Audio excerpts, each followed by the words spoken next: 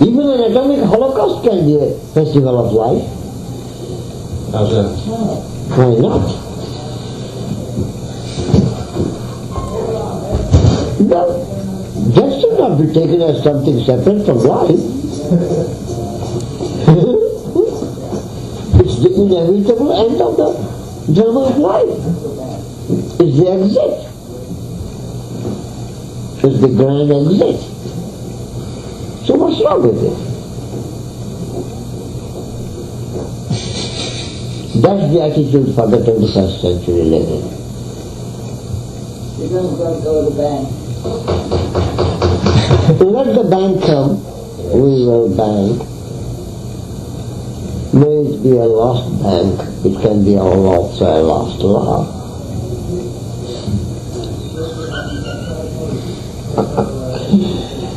So, that should be the attitude. That is not the end of life. That is not the end. It's just a temporary exit. Again we will come back to the drama of life we like to take part. It's love. It's love for life will again bring us back. It will give us other stages. It's not the only stage. There are millions of billions of planets like this. They are all inhabited. None is vacant. They are all bustling with life. They are bustling with life. But it's a life of a different. We have got carbon life, there are maybe silicon life, there may be iron life, they are very different. It's a grace of life, but life is there everywhere. It's teeming. The universe is teeming with life. The cosmos is teeming with life. So there is no doubt. It is just changing over one capsule to another capsule.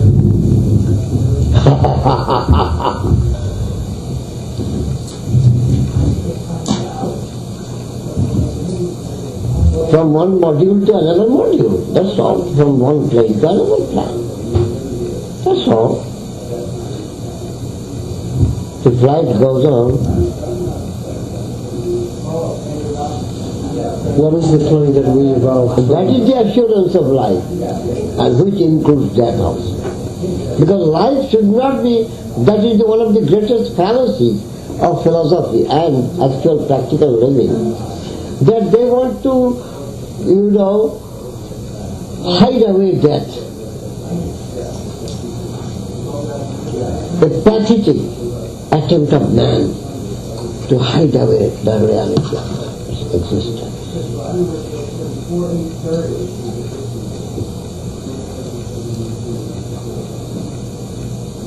Do you know when the news of my death will reach the source of my country, in hundreds of monasteries of which I am supposed to be there, functional pontiff, there will be, big feast, grand feast going on from months to people, who love us as teachers or as monks. They will come and bring big,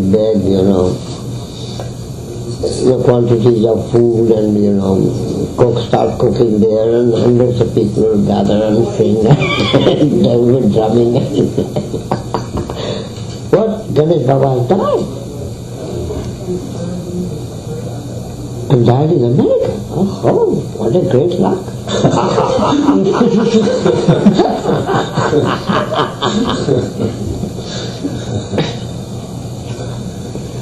Will you be there for those festivities? Well, of course.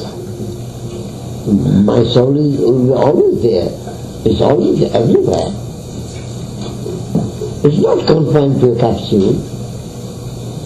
Soul is not confined to a capsule. It's ever existence with infinity.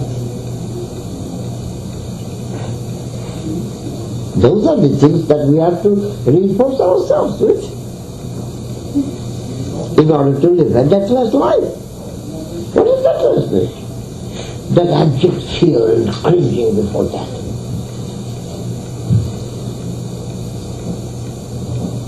That should be out before you can really join in the festival of life.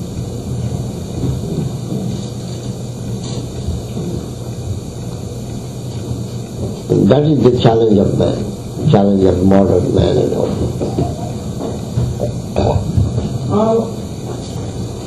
So, through resonance we can reach those stages. So we have to go inside us, ourselves. We have to listen to our inner voice. So these are problems, and they should be taken up by senior citizens to start with.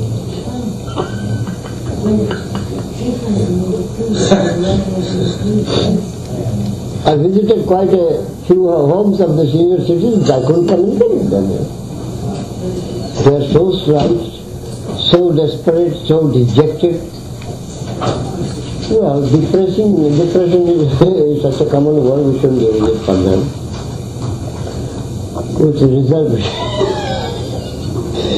reserved it for non-senior citizens more than the senior citizens. They are not so depressed now. No, not as the younger generation. The younger generation is more depressed in America. The older generation is not so depressed now.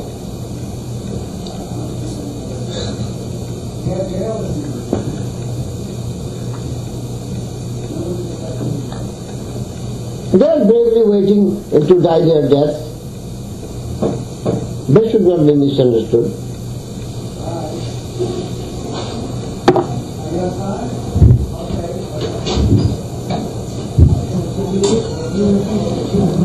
But when the soul is disembodied, does it stay within time? What? When the soul is disembodied, does it stay within time? Is it still a temporal thing? Is time Time is a lower dimension of it. Like, suppose this house breaks, still the floor remains.